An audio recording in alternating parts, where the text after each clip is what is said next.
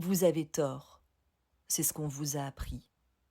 Pas frontalement, pas explicitement, mais dans un regard, une inflexion, une manière de suspendre ce que vous dites par un simple oui, mais alors, vous avez préféré passer sous silence ce que vous avez vu et qui a pourtant suscité votre exaspération.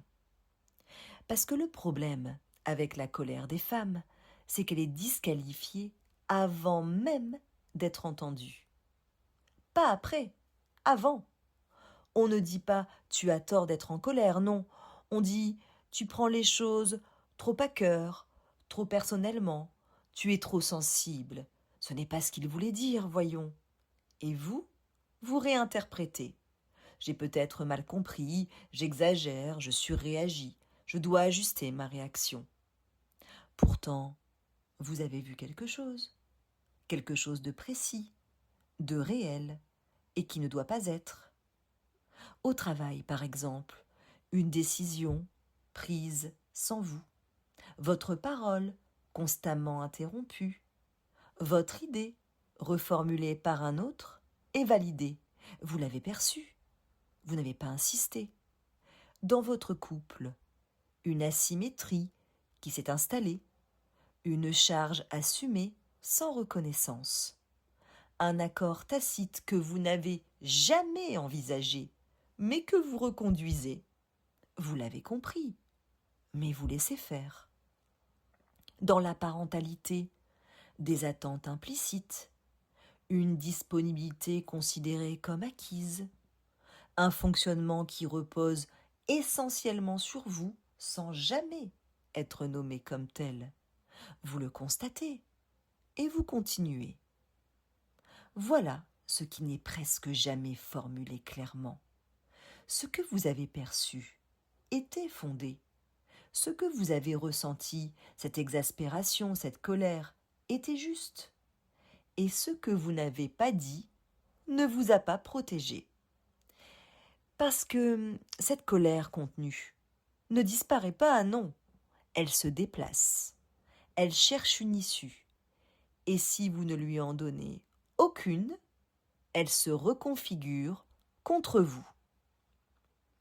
Imaginez, quelqu'un franchit une limite. Vous êtes en mesure d'agir, de qualifier ce qui a eu lieu, d'interrompre, de faire cesser les choses immédiatement.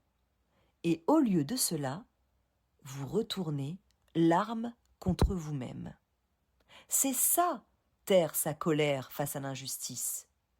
L'injustice, elle, reste debout. Et c'est vous qui portez la blessure. Audre Lorde, poète, philosophe, militante, formule une thèse radicale. La colère n'est pas une dérive, c'est une information. Elle n'est pas un débordement, elle est une réponse structurée à ce qui est perçu. Elle n'est pas un symptôme, pas une instabilité, pas une faille, c'est une forme de lucidité. Et c'est précisément là que la tension apparaît. Ce n'est pas votre colère qui pose problème, c'est ce qu'elle met en lumière. Car à partir du moment où vous formulez ce que vous voyez, ce que vous subissez, et qui suscite votre exaspération, ce n'est pas la situation qui est interrogée ou remise en question, non, c'est vous. Vous devenez excessive, partiale, difficile. Et ce déplacement est décisif, car il vous contraint à arbitrer entre la validité de ce que vous percevez et la place que vous occupez. Et cet arbitrage, répété, discret, quotidien, produit des effets. Un retrait progressif, une forme d'usure, une dissociation légère mais constante.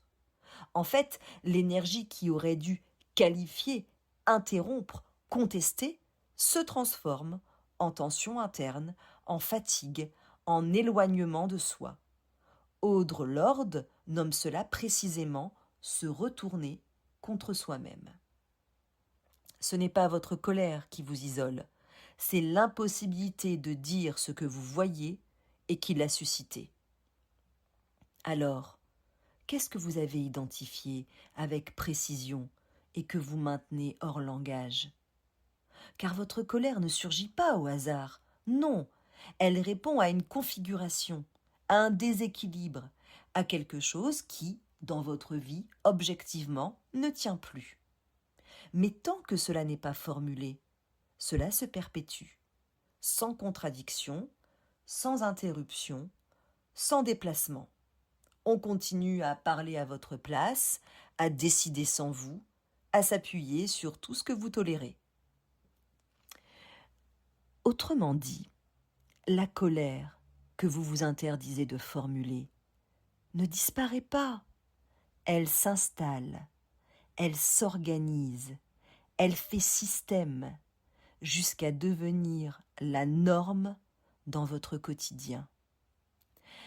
Parce que ce que vous muselez finit toujours par vous mordre.